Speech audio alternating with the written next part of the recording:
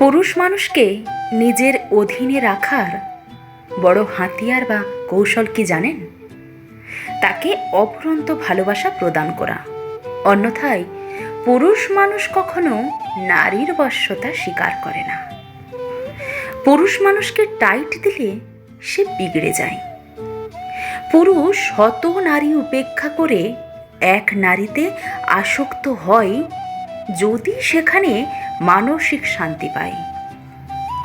পুরুষ শত নারীর ভিড়ে এমন নারী খোঁজে যেখানে সে শান্তি পাবে, তার ইচ্ছের গুরুত্ব থাকবে, সম্মান পাবে, তার প্রায়োরিটি থাকবে। হোক সে নারী বিবাহিত কিংবা অবিবাহিত, কালো কিংবা সাদা, ডাজ নট ম্যাটার। নারী খোঁজে আস্থা ও ভরসা, পুরুষের মাঝে নিজের সুখী ভবিষ্যৎ।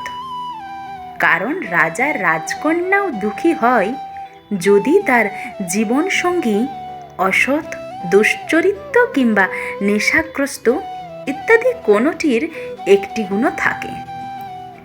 নারী সবসময় তার জীবনসঙ্গী কেমন হবে সে ব্যাপারে দুশ্চিন্তাগ্রস্ত থাকে, আতঙ্কে থাকে। এরই ফলশ্রুতিতে নারী একজনকে ছেড়ে অন্যজনে আসক্ত হয় ভবিষ্যতে সুখী হবার আশায়।